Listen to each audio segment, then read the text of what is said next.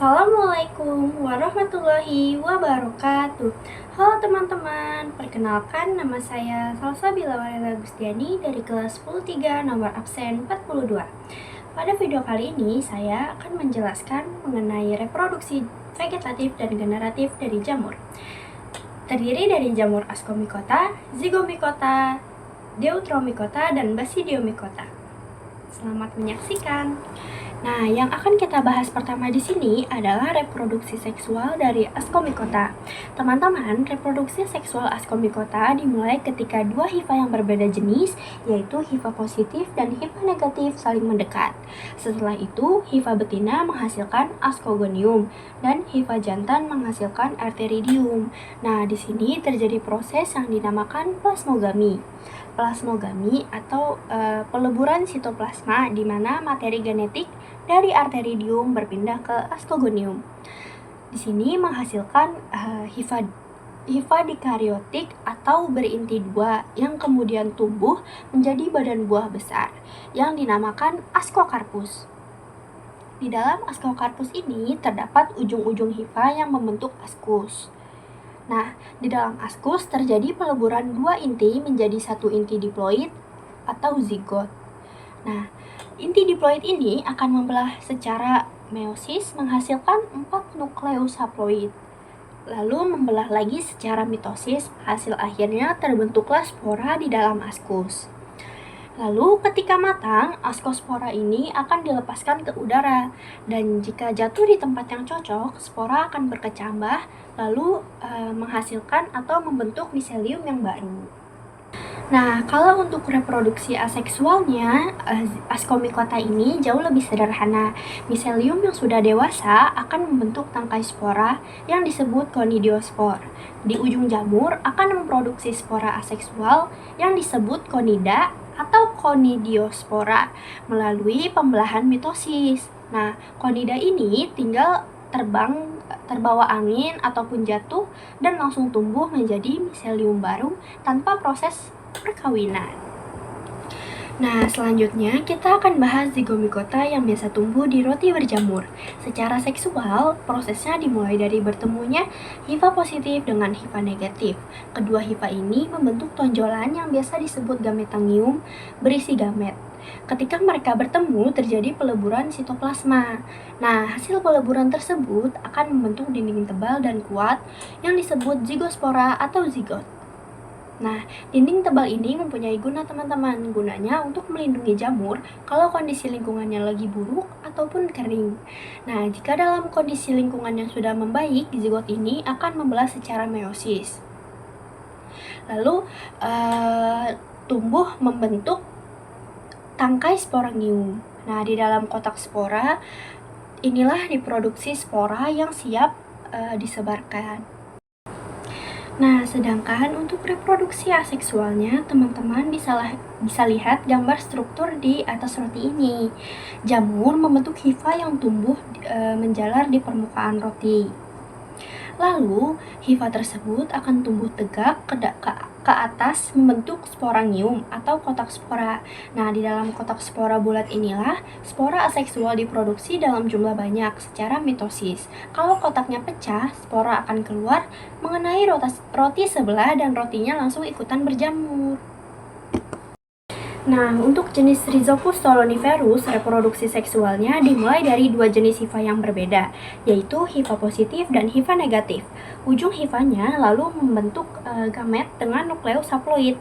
Ujung hifa tersebut ketika menyatu terjadilah proses plasmogami. Nah, penyatuan itu membentuk zigosporangium muda atau heterokaryotik. Setelah itu, di dalam sini, inti-inti selnya mengalami karlogami atau peleburan inti, lalu menghasilkan zigosporangium matang dengan dinding yang berduri keras. Nah, di dalam zigosporangium terdapat inti diploid. Saat spora mau berkecambah, terjadilah pembelahan secara meiosis, dan muncullah tangkai sporangium. Lalu, sporangium itu pecah dan melepaskan spora untuk disebarkan oleh angin dan tumbuh menjadi miselium yang baru. Terakhir, untuk reproduksi aseksualnya, siklusnya berputar di area sebelah kiri ini saja. Miselium yang ada di media tumbuh akan langsung berkembang. Lalu miselium ini akan menumbuhkan tangkai sporangia tanpa perlu kawin. Nah, sporangia akan melepaskan spora secara mandiri. Lalu spora mengalami germinasi atau penumbuhan kembali menjadi miselium. Siklusnya terus berputar secara cepat. Nah, sekarang kita akan masuk ke dalam kelompok Basidiomycota. Jamur ini biasanya berukuran besar seperti jamur merang yang sering kita jumpai dan sering kita lihat. Nah, reproduksi seksualnya dimulai dari pertemuan dua hifa haploid, yaitu hifa negatif dan hifa positif. Lalu, ketika dua hifa ini melebur, terjadilah proses plasmogami. Nah, hasil dari plasmogami ini akan membentuk miselium dikariotik, yaitu jaringan hifa yang memiliki dua inti sel di dalamnya. Setelah itu, miselium dikariotik ini akan tumbuh sangat cepat menjadi tubuh buah yang besar yang dinamakan basidiokarp dikariotik.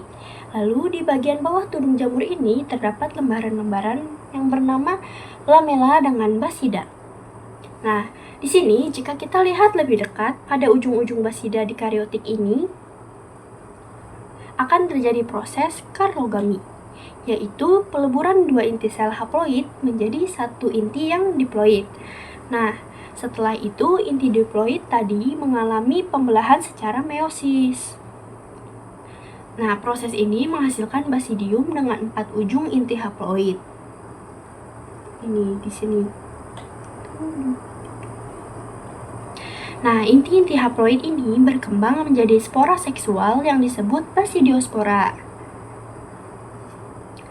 Nah, spora ini akan dilepaskan ke udara mengalami penyebaran dan perkembangan. Lalu setelah itu tumbuh kembali menjadi miselia haploid yang baru. Nah, teman-teman, untuk Basidiomycota, reproduksi secara seksualnya adalah siklus utamanya. Reproduksi seksualnya sangat jarang terjadi. Namun, jika dilakukan, mereka biasanya membentuk spora seksual yang disebut gonidiospora atau melalui fragmentasi hifa secara langsung dari miselia haploidnya. Nah, yang terakhir kita masuk ke kelompok Deuteromycota.